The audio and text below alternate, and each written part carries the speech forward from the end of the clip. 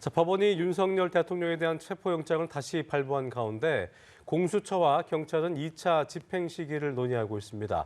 대통령 경호처가 관저 일대를 봉쇄하면서 2차 충돌 우려도 커지고 있는 상황인데요. 네, 2차 체포영장 집행 시 변수는 무엇일지 손정혜 변호사와 함께 짚어봅니다. 어서 오십시오. 안녕하세요. 예. 자, 어제였죠. 법원이 기한이 만료된 대통령에 대한 체포영장을 재발부했는데요. 자, 먼저 재발부한 배경부터 좀 짚어보죠. 네, 체포영장은 기본적으로 수사의 필요성 때문에 소환에 응하라고 소환 통지를 보냈음에도 불구하고 불응했을 경우에 발부되는 것이죠. 그만큼 여전히 수사의 필요성이 높다라는 점을 법원이 인정을 했고, 그럼에도 정당한 이유 없이 소환 조사에 응하지 않다라는 점이 확인이 됐다라고 보시면 될 것 같은데요. 수사라는 것은 기본적으로 실체적 진실 발견을 하는 절차이기도 하지만 또 피의자 측의 방어권을 주장하면서 유리한 진술이나 유리한 증거를 제시할 수 있는 기회이기도 합니다. 예. 그만큼 수사기관의 수사의 신속성과 필요성이 높기 때문에 다시 청구한 영장에 대해서 다시 발부가 됐습니다. 자, 그런데 이번에는 영장을 재발부한 이유 외에도 지난번에는 뭐 7일이었던 유효기간 있잖아요. 뭐 이것 때도 비공개가 돼갖고 이런 부분은 왜 비공개를 한 건지 그 이유를 좀 짚어볼까요? 원칙적으로 비공개가 맞죠. 우리가 관련한 수사 공보 규칙 등에 따르면 이 수사와 관련해서는 수사의 보안 우려 때문에 공개하지 않도록 되어 있습니다. 예. 다만 1차 영장 청구 당시의 어떤 과정이나 유효기간이라든가 집행 시기가 알려지게 된 경위는 공수처 판단으로는 체포영장이 발부됐다는 사실을 피청구 피의자 측에서 알게 하거나 국민들에게 알게 하더라도 이 수사를 지대하게 방해하지 않을 것이라는 생각을 가졌던 것 같습니다.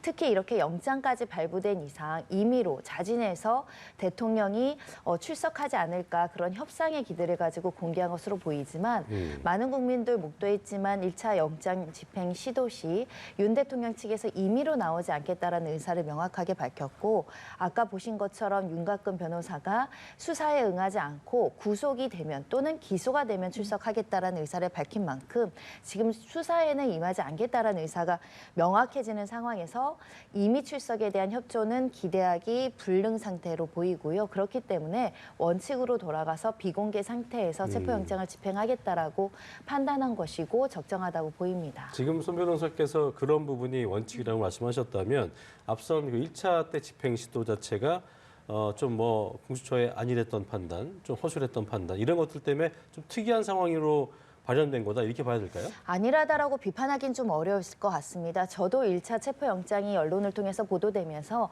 이렇게 체포영장이 적법하게 법원에서 수사가 필요하다라고 제시가 됐다라면 대통령이라는 신분에 대한 예우 때문에 체포영장을 집행하는 것보다 체포영장을 제시하기 전에 출석 일정을 조율해서 출석하지 않을까라는 기대를 가지고 있었기 때문에 그 기대에 대해서는 현재 시점에서 잘못된 거 아니냐 이렇게 판단하기는 어려운 것 같고, 다만 윤 대통령 측에서 정말 수사에 대해서는 임의로 협조할 의사가 없었고 여전히 체포영장이 2번 법원을 통해서 발부됐음에도 불구하고 불법 수사라고 지금 단정하고 있기 때문에 결론적으로는 사실 1차 체포영장을 공개적으로 이렇게 집행하는 것이 무용했다라고 보입니다. 그렇군요. 일정이 비공개가 됐습니다만 통상적으로 체포영장 등의 영장 유효기간이 7일 정도잖아요.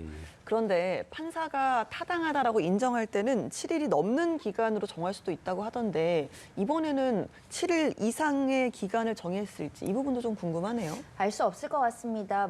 어느 경우에는 10일, 14일을 지정하는 경우도 있긴 하지만 이렇게 소재가 파악된 피의자에 대해서 체포영장이 2번 연속으로 발부가 되고 영장 기간까지 이렇게 오래 기재가 되는 것은 매우 이례적이고 사실 통상적이지 않은 상황이긴 해서 통상적인 기준인 7일로 기재될 가능성이 더 높지 않을까 생각이 들고요. 이렇게 2번 체포영장을 집행했다가 무력화되고 시도가 실패되면 그 다음에는 계속적으로 체포영장을 시도하기보다는 구속영장 청구 쪽으로 가는 것이 합리적일 수 있기 때문에 아무래도 이번 주, 다음 주 초까지 영장 집행을 시도하다가 이마저 제대로 이루어지지 않는다고 한다면 구속영장 쪽으로 그 수사의 방향을 틀지 않을까 합니다. 예, 추가로요. 연장한 영장이 이제 지난번과 마찬가지로 야간 집행이 가능하다는 내용도 포함된 걸로 전해지고 있거든요. 조금 전에 관저 앞을 연결해서 보셨지만 또 많은 시민들이 나가 있는 상태입니다. 야간 집행에 나설 가능성 어느 정도로 보시나요? 야간 집행 가능성도 배제하기는 어렵지만 만약에 무력적인 상황이 발생할 여지가 있다고 한다면 오히려 야간보다는 낮에 하는 게 충돌의 위험성을 줄일 수 있는 방안이 될 수 있어서 야간 집행보다는 그래도 낮에 하지 않을까라는 생각을 하지만 지금 현재 워낙에 많은 그 사람들이 몰려 있고 여러 가지 인명 피해가 우려된다라고 한다면 네. 부득이한 경우에는 또 야간에 신속하게 집행할 수도 있어 보이긴 합니다. 그렇군요. 자, 일단 1차 체포영장 집행 과정에서 좀 뭐 허술했다는 강한 비판을 받은 공수처가 다시금 영장을 발부받으면서 집행 시기는 언제일까 좀 주목이 되고 있는 상황인데 오늘 얘기도 나왔습니다만 현재까지는 뭐 이렇다 할 소식은 전해오지 않고 있는 상황이고요. 공수처 입장에서는 1차 때 허술함을 좀 생각한다면 신중을 기할 수밖에 없을 텐데 이번에 영장 집행 시기를 좀 정하는 데 있어서 어떤 부분을 가장 좀 중요하게 고려하게 될까요? 네, 첫 번째는 지금 현재 동원할 수 있는 인력과 장비가 속속 집결하고 있는 모습을 보이고 있거든요. 그 준비가 모두 종결이 되면 시도할 것으로 보이고 1차 시도로 실패한다고 하더라도 그 1차 때 한 번의 그 시도 이후에 이제 잦은 폭염 부분에 대한 비판이 굉장히 높았기 때문에 이 영장을 가지고 2번, 3번 계속적으로 집행을 시도할 가능성이 있습니다. 그래서 예. 준비가 되는 한 집행을 개시할 가능성이 있고 집행을 개시해서 집행이 종료되기까지는 수일도 걸릴 여지가 있다. 예. 그런 면에 있어서는 밤샘 대치도 사실 불가피하게 고려하고 있을 가능성이 있습니다. 밤샘 대피라는 것은 아까 말씀드린 것처럼 낮에 집행은 개시하지만 밤까지 대기해서 서로 여러 가지 이제 집행의 과정을 수일 동안 이제 개시를 한다라는 측면을 볼 수 있다라는 것이고요. 그만큼 사실은 우리 역사상 한 명의 사람을 체포하고자 이렇게 1,000명, 2,000명 특수 장비까지 동원한 전례는 없어서 여러 가지를 고민해야 될 것이고 혹시라도 무력적인 저항의 어떤 시도가 있을 때는 어떤 무기로 어떤 인력으로 이것을 대처해 나갈 것인가의 플랜을 모두 짜야 되기 때문에 아마 오늘은 좀 어렵지 않을까 생각이 들고 한 목요일, 금요일에 시작해서 주말까지는 끝내겠다라는 것이 내심의 어떤 계획이 아닐까 추정해 볼 수 있는 시기적으로 상황입니다. 본다면요. 네. 예. 2차 집행에 이제 앞둔 공수처의 각오도 좀 남다르더라고요. 어제 저녁에 국회에 출석한 공수처장이 2차 집행이 마지막이란 각오로 임하겠다라고 밝히기도 했습니다. 뭐 사실상 이번에 공수처의 명운이 달려있는 게 아니냐 이런 이야기도 나오는 상황인데 이번 2차 집행이 공수처에 갖는 의미를 좀 분석해 주실까요? 그렇습니다. 공수처가 여러 가지 정쟁 속에서 탄생한 기관이고 또 공수처장과 관련해서 여러 가지 이제 수사의 성과라든가 수사의 실력과 관련한 여러 가지 논의가 있었습니다. 네. 그런 과정에서 우리나라에서 가장 큰 사건으로 평가할 수 있는 윤 대통령의 내란죄 수사와 관련해서 공수처가 자진해서 우리가 수사의 주체가 되고 주도권을 갖겠다라고 강력하게 주장해서 현재 행안부 장관과 대통령에 대한 수사를 공수처가 담당하기로 조율이 된 상황에서 제대로 된 어떤 신병 확보조차 수사의 개시가 기본적으로는 압수수색과 소환 조사입니다.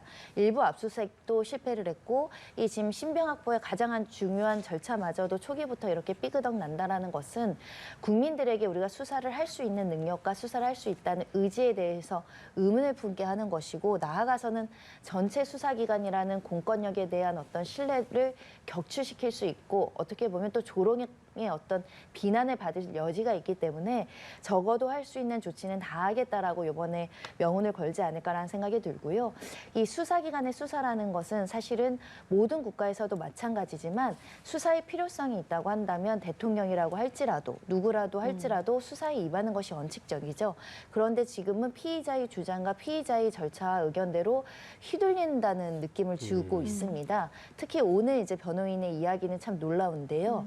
수사 안 받고 그냥 구속되면 재판에는 나가겠다 이렇게 이야기하잖아요. 예. 대통령이라는 신분을 제외하면 어떤 피의자가 저 수사 없이 그냥 재판은 한번 받아볼게요. 이렇게 이야기할 수 있는가? 이거는 기본적으로 우리의 사법 질서, 수사기관과 재판의 시스템을 전혀 존중하지 않기 때문에 나오는 존중하지 이야기뿐만 않는다. 아니라 예전과 조금 달랐습니다. 나는 경찰에서 적법하게 수사 주체에 논란이 없는 영장을 가져오면 임하겠다라고 했었거든요. 근데 지금은 수사 없이 기소되거나 구속되면 거긴 나오겠다라고 조금씩 입장이 변화되는 것은 사실상 수사를 받지 않겠다라는 의지가 처음부터 있었다라고 평가돼서 이 피의자 측에서 주장하는 말에 어떻게 보면 그 심사숙고할 것이 아니라 수사기관이 원칙적으로 수사라는 모습, 그러니까 누구든 국민의 한 사람이 피의자가 됐을 때 했던 수사의 절차대로 하는 게 굉장히 중요한 시점이라서 이 위법한 공무집행 방해에 무력화되기보다는 조금 더 공권력을 세우는 방식을 고민해야 될 것 같습니다. 어쨌든 수사 거부에 대한 논리가 조금씩 빌드업되고 있다 그 말씀이신 거죠?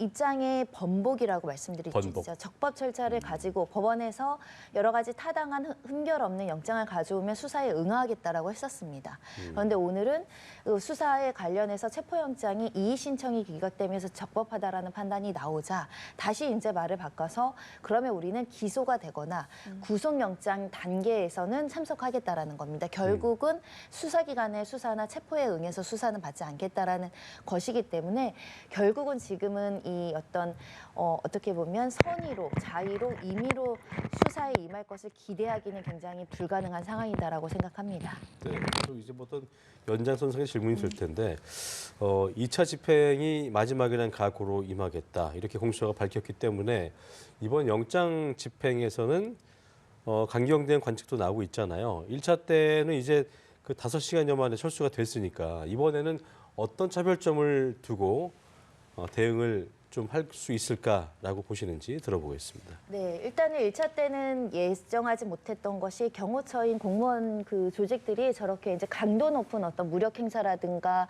특수공무집행 방해에 강력한 의지를 가지고 또는 경호 목적이 실제로 우리의 업무라고 생각하면서까지 강력하게 저항할 것이라고 예상하지 못한 측면이 있어서 사실 현장에서 조금 혼란이 있었던 것으로 그랬었죠. 보입니다. 예. 하지만 지금은 그 상황에 대한 인지가 있었기 또 보도를 통해서 여러 가지 시설물이나 장애물을 설치하고 공공재산을 경호 목적이라는 그 명목하에 저렇게 체포 집행을 방해하는 시설물들이 다수 이제 설치된 것을 확인했기 때문에 일부 알려진 보도에 의하면 특수 장비들이 지금 주변으로 직결한다는 겁니다. 네. 저렇게 불법적으로 설치된 방해물을 제거하겠다는 의사인 것으로 보이고 나아가선 지금 대테러 부대라든가 예. 아예 차로 진입을 할 수 없으면 헬기로 진입한다든가 여러 가지 있는 방안을 지금 구상 중인 것으로 보이거든요. 예. 그렇다고 한다면 1차 때 실패했던 요인 하나하나를 제거하면서 이럴 경우를 대비한 플랜 B, C까지 고려한다라는 생각이 들고요. 그래서 이제 조금 더 1차 때보다는 공권력에 대해서 인력도 보강하고 시설도 보강하고 관련된 장비도 보강하고 있다. 다만 국민들 입장에서는 저렇게 이제 하나하나 처리하다가 혹여라도 인명 피해가 있을 것은 굉장히 우려가 됩니다. 그렇죠. 그런 부분에 맞아요. 대해서는 정말 한치의 어떻게 보면 불미스러운 일이 없도록 잘 정리돼야 되지 않을까 합니다. 예. 자, 조금 전에 있었던 윤 대통령 측 변호인의 기자회견에 대해서 앞서도 언급을 좀 해주셨지만 좀 더 자세히 좀 이야기를 좀 해보겠습니다. 당시에 이제 대통령은 법을 수호할 책무가 있고 불법적 수사나 사법 절차에 대해 용인하는 게 나쁜 선례가 될 수가 있어서 응하지 않은 것이다라는 입장을 밝혔고요. 그리고 체포영장 집행이나 수사와 관련해서 우선 기소를 해라. 아니면 사전 영장을 청구해라. 그러면 재판에 응하겠다는 입장이다라고 밝혔습니다. 여기에 대해서 변호사께서는 좀 비판적인 입장도 좀 밝히셨는데 이건 좀 어떤 전략으로 봐야겠습니까? 그러니까 법치주의 관련해서 불법 수사에 응하면 나쁜 선례가 된다고 하는데요. 사실 이 사건의 본질은 윤 대통령이 평화로운 일상에 비상계엄을 선포함으로 인해서 위헌, 위법, 범죄 논란이 제기됨으로 인해서 이제 시작된 것으로 해석을 할 수밖에 없는 상황입니다. 비상계엄 관련한 포고령에 보면 영장 없이 사람들을 체포할 수 있도록 되어 있습니다. 영장 없이 체포하도록 위헌적인 어떤 계엄령을 만든 대통령이 지금 적법한 영장을 제시를 2번씩이나 하면서도 이렇게 응하지 않는 것이 불법 수사에 저항하는 것이고 이것이 나쁜 선례이기 때문에 응하지 않는 법치주의를 따라야 되는 대통령이 직무이다. 이거는 국민들이 판단하시지 않을까 생각이 들고요. 비록 대통령 입장에서는 억울한 점이 있고 소명할 부분이 있고 이 수사와 관련해서 좀 불편한 점이 있겠지만 모든 피의자, 피고인들이 억울하지 않은데 수사받는 거 아닙니다. 억울한 점 있고 힘든 점 있지만 수사받고 구속되는 겁니다. 네. 대통령도 대통령 스스로 이 야기한 이 정말 엄청난 상황에 대해서 정리하고 책임감 있게 문제를 하나하나 풀어갈 책무가 있는 것입니다. 불법 수사라고 생각하면 이 문제가 하나도 해결되지 않습니다. 불법 수사라는 판단은 대통령이 할 수 있는 것이 아닙니다. 변호인이 할 수 있는 것이 아니겠죠. 결국 최종적으로 법원에서 판단하고 헌법재판소에서 판단할 문제를 계속 불법 수다라고 단정하면서 사실관계를 호도하는 그 자체가 헌법 질서나 사법 질서를 존중하지 않는 태도로 해석할 여지가 굉장히 많지 않을까 생각이 들고요. 수사 안 하고 기소하는 전례들은요. 첫 번째, 공소시효가 임박해서 부득이한 경우에 수사 없이 기소하는 경우가 있을 수 부득이한 있고요. 경우만. 수사는 하되 진술 거부권을 선택을 함으로 인해서 진술 조사가 제대로 이루어지지 않는 경우, 이런 경우에 수사 없이 기소할 수 있습니다. 그리고 또한 너무나 유죄의 증거가 명백한 경우에도 기소할 수는 있긴 합니다. 하지만 현재로서 대통령 측에서 하고자 하는 말이 많다라고 주장하지 않고 있습니까? 이렇게 한 동기와 관련된 내용과 내가 국회를 해산하지 말라고 했다던가 내가 이렇게 무력 행사하지 말라고 했다 여러 가지 주장이 있다고 한다면 예. 수사기관에 논리적으로 변호인 의견서를 통해서 변론 요지서를 통해서 의견을 제시하고 관련된 증거에 대한 판단을 받도록 하는 것이 타당한 절차이다 이렇게 말씀드릴 수 있어서 수사에 응하지 않겠다라는 주장의 근거는 매우 빈약하다. 왜냐하면 불법 수사라고 하는데 불법 수사가 아니라고 판사 두 분이 영장을 두 번이나 발부했고 또 다른 판사가 이의 신청을 기각하면서 수사에 문제가 없다라고 지금 정리를 했는데 예. 이 판단을 어떻게 무시할 수 있는 것인가 고민을 해봐야 될 것 같습니다. 방금 좀 말씀하셨을 때 유죄 혐의가 뭐 많거나 할 때도 수사에 응하지 않을 수 있거나 그럴 수 있다 하셨는데 이 입장에서는 대통령 입장에서는 유죄 혐의가 많아서 지금 불응하는 건 아닐 테니까 이런 상황에서 기소나 구속영장 청구 시에 법원 재판 응한다고 얘기하는 거는 지금 말씀하신 대로라면 불리할 수밖에 없는 상황이잖아요. 그럼에도 불구하고 이런 전략을 택하는 거는 어떻게 이해를 해야겠습니까? 현재로서는 그냥 이렇게 영장에 의한 수사든 어떤 수사든 대통령 신분으로 수사기관에 수사받는 그 자체를 모욕적이라고 생각할 수 있을 것 같습니다. 그리고 뿐만 아니라 수사를 받는다고 하더라도 내가 어떤 변론을 하거나 변호를 받더라도 유죄를 피하기 어렵다라는 판단을 할 가능성이 있는 거죠. 그런 만큼 방어권을 보장하는 것이 수사 절차 중에 하나이고 또 수사기관은 그 과정에서 유죄의 증거를 찾는 것도 그 절차의 일환인데 예. 스스로 수사기관에서 진술하고 정리를 한다고 하더라도 내 변호가 내 주장이 무죄적으로 가지 않을 것이라는 확신이 있기 때문에 지금 수사기관을 통해서 내 이야기를 하지 않고 있는 것이고 법원에 가서야 이야기를 하겠다라는 것으로 보이는데 법원 단계를 가면 중요해지는 시점이 뭐냐면 기소가 되면 피고인의 신분이 되고 피고인은 재판 기록을 열람할 수 있습니다. 그러니까 수사를 받을 때는 수사기관이 어떤 증거를 가지고 있는지 알 수 없는 소위 말하는 깜깜이 상태에서 수사를 받게 되죠. 네. 내가 어떤 질문에 답을 했을 때 그게 수사기관이 확보한 명백한 증거랑 불일치하면 그 진술은 신빙성이 매우 낮아지게 됩니다. 그렇군요. 그렇기 때문에 수사가 신속하고 밀행성 있게 진행돼야 되는 필요성도 높은 것인데 그래서 재판에 기소가 되고 검찰과 수사기관이 확보한 증거들을 다 열람해보고 입장을 정리하고 또 이제 무죄 취지로 주장할 것으로 변론 전략을 세운 것이 아닐까 추정해 볼 수 있을 것 같습니다. 예. 자, 불법 수사인지 여부는 피의자나 변호인은 판단할 수 없다라는 말씀까지 좀 들어봤습니다. 그렇습니다. 조금 전 2시부터요. 국회 본회의에서 내란 특별검사법 재표결이 진행 중입니다. 이제 이게 통과가 된다면 공수처의 수사 동력이 약해질 수 있다. 이런 전망도 나오는 상황이거든요. 특검이 체포영장 집행에 변수가 될 가능성은 얼마나 보시나요? 원칙적으로는 변수가 되지 않는다고 봐야죠. 그러니까 수사기관의 수사의 어떤 테이블은 1분 1초가 아깝게 빠르게 수사하는 것이 굉장히 필요하지 않습니까? 신속한 수사를 해야 되기 때문에 특검이 통과된다고 하더라도 특검을 누가 할지, 특검의 어떤 인적 구성원들은 어디로 할지 여러 가지 논의를 해야 돼서 절차적인 어떤 시간이 소요되는 절차이기 때문에 그 전까지 할 수 있는 수사는 모두 하고 증거인멸에 우려 없이 증거인멸이 되지 않은 상황에서의 생생한 증거를 확보하는 것이 기본적인 수사의 원칙이기 때문에 수사에 어떤 여러 가지 동력을 상실시키지 않고 증거를 최대한 모은 다음에 특검이 이제 실효적으로 운영이 될 때는 관련된 기록이라든가 관련된 어떤 신병을 인계하는 방식을 채택을 해야겠죠. 예. 다만 이제 내가 수사의 주체가 돼서 열심히 하다가 누군가 사건을 이간해 간다라고 한다면 조금 수사의 의지가 좀 떨어질 여지는 있습니다. 하지만 이 사건은 대한민국의 형정사에 남을 굉장히 중요한 수사이기 때문에 네. 수사기관 누구라도 사명감과 책임감을 가지고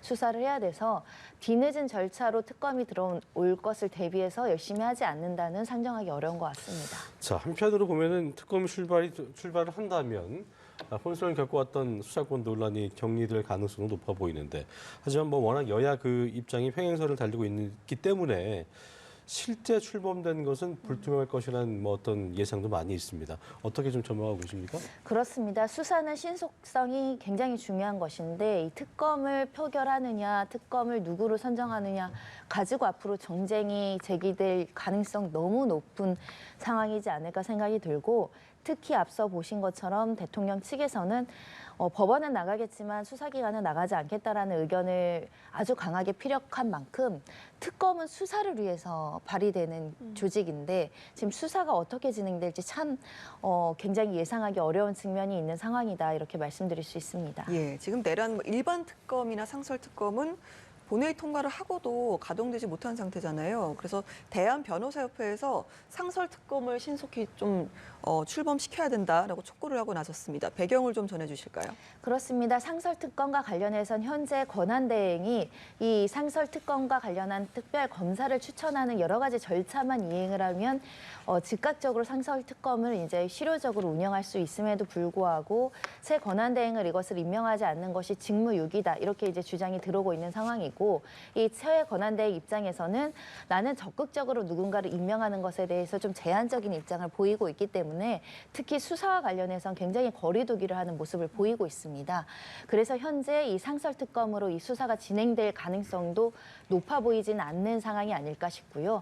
특히 최 권한대행이 헌법재판관 2명을 임명함으로 인해서 여권 내에서의 많은 비판을 스스로 이제 감당한 전력이 있기 때문에 지금 여권에서 대부분이 반대하는 상설특검을 또 임명한다는 것이 정치적인 부담이 야기될 가능성이 있겠죠. 그래서 지금 현재 임명을 하거나 관련된 절차를 진행하지 않는 것으로 추정이 되지만 결국은 수사가 길어지고 재판이 길어지면 길어질수록 국정 공백이라든가 외교 공백이라든가 군권력에 대한 공백은 길어질 수밖에 없는 상황이기 때문에 어느 누구라도 용기 있고 결단 있게 이 수사의 어떤 기간을 줄이고 재판은 기간을 줄이고 이 탄핵 심판의 기간을 줄여서 대한민국이 조금 더 정상적으로 돌아가게 하는 결단을 내리는 게 정말 중요한데 그런 모습을 찾기가 어려워서 참 안타깝습니다. 아까 이제 그 윤갑근 변호사가 현재 재판에 대한 부분 얘기할 때 여러 문제들이 제기되고 있고 논란되고 있어서 이런 부분이 정리가 되면 대통령이 추후에 출석할 것을 계획을 하고 있다 말했는데 그 논란의 부분이 이제 그런 부분이죠. 국회 측 대리인단이 최근에 내란죄 소추 사유 철회를 한 부분에 대해서 굉장히 윤 대통령 측이 강하게 반박을 하고 있고 내란죄 빼버리면 처음 당초에 국회 소추 사유에서 탄핵 소추 사유에서 80%가 바뀐다고 했더니 또 국회 측 대리인단 측은 한 글자도 바뀐 거 없다 맞서고 있는 상황이어서 이걸 바라보는 시청자분들도 그렇고 이거 뭐가 맞는 거 왜 이렇게 해석이 다른 거야라고 그럴 수 있거든요. 이 부분 좀 정리를 해보죠. 재판을 하는 사람들은 원고 피고가 같은 사실관계도 너무 극명하게 다르게 하는 경우가 있습니다. 진실은 하나인데 두 가지 진실을 서로 내 말이 진실입니다, 억울합니다 이렇게 주장을 하는 게 재판이잖아요. 그래서 판사가 존재하는 겁니다. 원피고 말을 다 들어보고 그러면 판사는 이렇게 판단하겠다. 이게 본래적인 재판이고요. 이런 주장이 양쪽에서 나오다 보니 이미 헌법재판소가 이야기를 했습니다. 양심에 따라서 우리가 직권으로 판단하겠다. 우리가 판단할 사항이다라고 이야기를 한 거죠. 예. 그렇기 때문에 현재 이렇게 헌법재판소에서 관련돼서 피청구 측에서 문제가 있다라고 지적하는 부분은 결국은 헌법재판소에서 판단을 할 겁니다. 이게 위법하면 이 위법에 대해서 질타를 할 것이거나 또는 소추 사유에 대한 변경을 허락하지 않는 방법으로 하면 될 것이고 이게 적법하다라고 한다면 이 변화 없이 이렇게 예정된 기일을 진행하면 될 것입니다. 그렇기 때문에 장애에서 논란을 야기할 필요가 없는 부분이다라고 말씀드릴 수 있고요.